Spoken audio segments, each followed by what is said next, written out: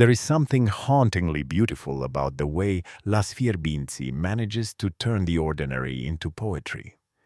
In the episode Viața Dublă, the village is no longer just a setting for jokes and small-town absurdities. It becomes a metaphor for the secret lives we all lead, for the truths we bury under laughter, and the lies we tell to feel alive. The story flows gently, like an evening breeze, through the dusty streets of Fierbinți, and yet within that calm, every frame hides an ache. It is a quiet meditation on identity, loneliness, and the human instinct to invent a second self when reality becomes too small. The episode opens with a tone of unusual stillness. The camera moves through the familiar locations, the bar, the salon, the street corner where Celentano always sits, and yet there's a sense that something unspoken lingers in the air. The villagers behave as they always do, but their words feel rehearsed, their laughter a little forced. Bobița complains about unpaid debts.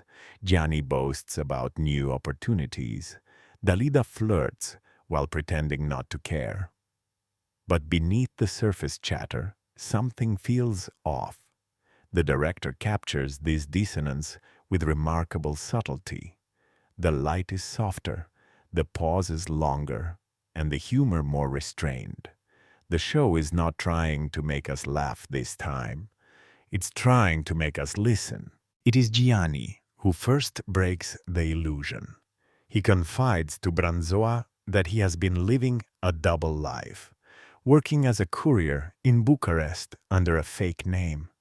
He claims that in the city people respect him, that he dresses better, speaks differently, even changes his posture. "There, I'm not Gianni," he says. "I'm Gian." The simplicity of that transformation, a single missing letter, speaks volumes. It's both ridiculous and profound. He's not trying to deceive anyone for money or fame. He's trying to experience, even for a few hours a day, what it feels like to be someone else. The line between truth and fantasy blurs so naturally that the audience doesn't know whether to laugh or to feel sorry for him. Meanwhile, Celentano has his own secret.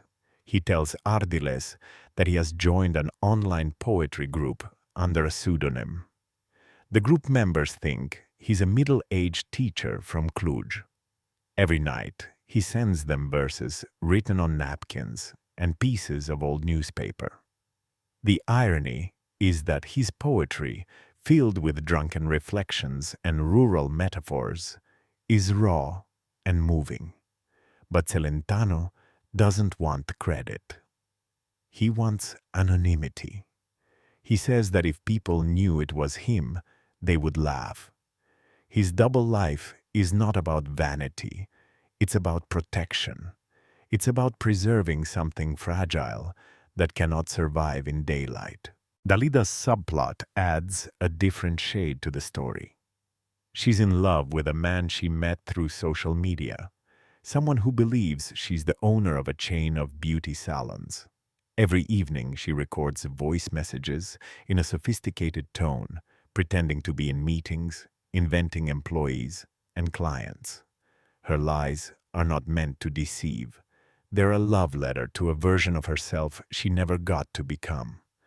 When she looks into the mirror before each call, we can see the flicker of sadness in her eyes. She knows the illusion will collapse, but she clings to it like a dream that must end on her own terms. What Viața Dublă achieves so powerfully is balance. The humor remains intact. After all, this is still Fierbinți, but the laughter no longer feels careless. It becomes a tool of empathy, a soft cushion around painful truths. When Bobița hears Gianni's story, he mocks him mercilessly. But later, when the bar is empty He practices English phrases under his breath, mumbling words from a cheap app. "How are you?" "Nice to meet you." It's a brief, almost invisible moment, but it reveals that he, too, dreams of escaping the limitations of his world. His double life exists only in imagination, but that doesn't make it any less real. The visual storytelling in this episode deserves special attention. The camera often lingers on faces after the dialogue ends, forcing the viewer to feel the discomfort of silence. In one memorable sequence, Celentano sits by the roadside, reciting one of his poems, while pretending to talk to himself. The sunlight reflects off a broken bottle near his feet, casting fragments of color on the ground. The image feels accidental, yet deeply symbolic. It's as if the show is telling us that beauty often hides in brokenness, that art can be born even from the ruins of a simple life. Midway through the episode, the tone shifts. The web of lies begins to unravel. Gianni's co-workers discover his real identity when his story appears in a viral video. Dalida's admirer decides to visit her.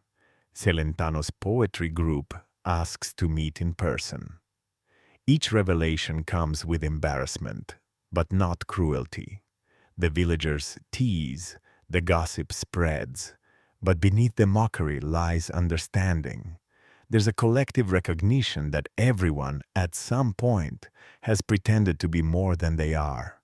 This is the emotional intelligence that defines Las Fierbinți. It never humiliates its characters. It exposes them gently, with affection and a sense of shared humanity. The scene in which Dalida's admirer arrives in the village is one of the most poignant. The man is kind, but visibly confused by the contrast between the glamorous woman he imagined and the simple hairdresser before him. For a moment, Dalida tries to continue the act, offering him a drink and speaking in the polished tone of her invented persona. But then she stops. She looks at him, then at herself in the mirror, and says quietly, "This is me." There is no melodrama, no music, no tears, just silence. The man nods, thanks her, and leaves. The camera stays on her face long after he's gone. The strength in her eyes is heartbreaking.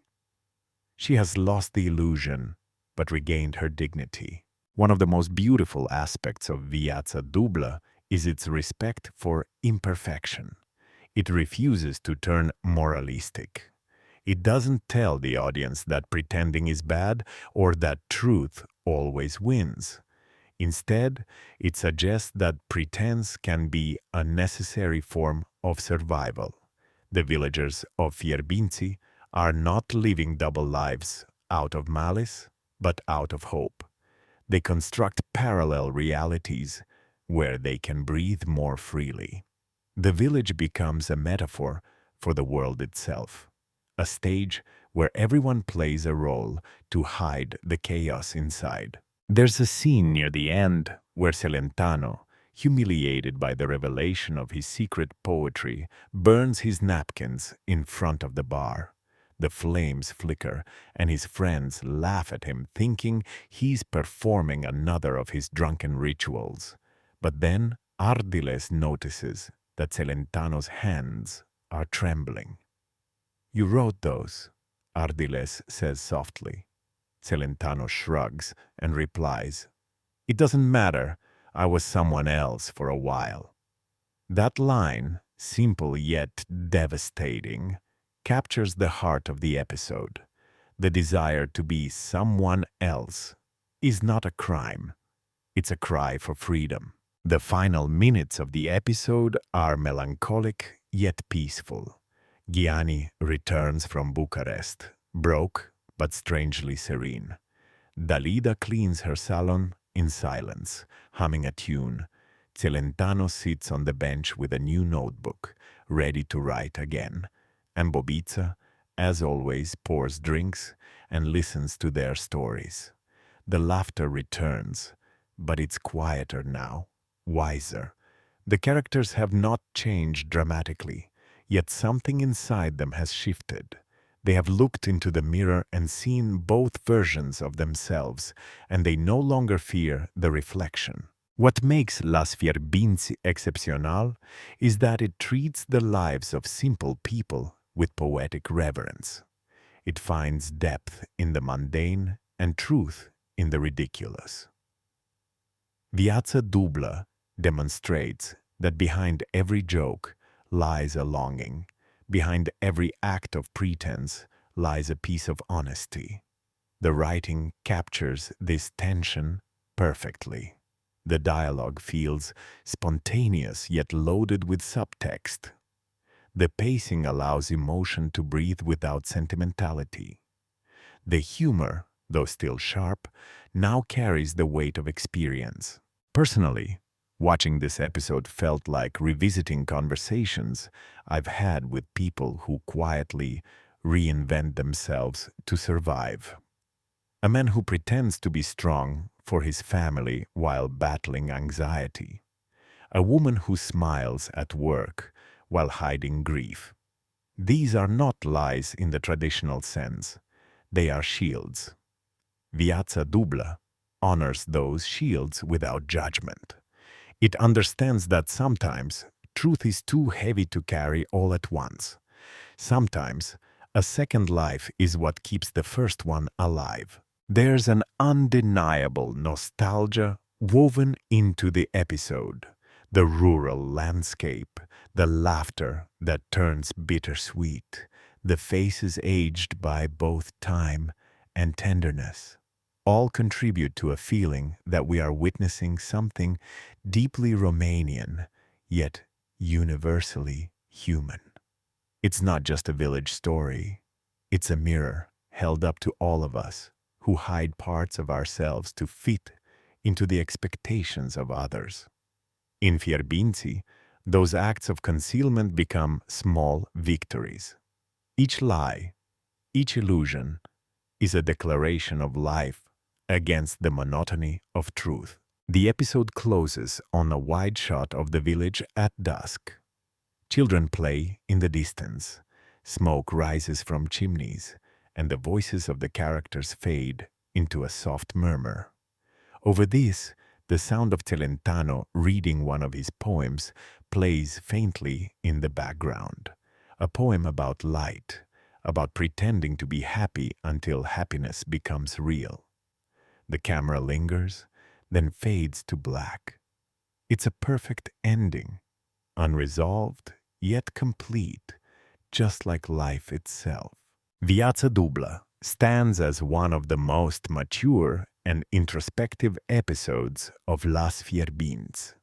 It transforms comedy into reflection without losing its charm.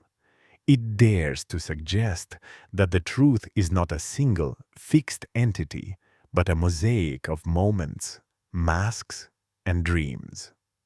By the end, we realize that every person in Fierbinți, and every one of us, lives at least two lives, the one others see and the one that keeps us breathing when no one is watching. In that recognition lies the episode's quiet genius. It reminds us that humanity is not found in perfection, but in contradiction. That to laugh, to lie, to dream, and to fail are all part of the same fragile miracle of being alive. Las Fierbinți, Viața dublă, is not just an episode of television. It is a love letter to imperfection, a gentle confession that we all, in our own ways, are living two lives, and that maybe that's exactly how it should be.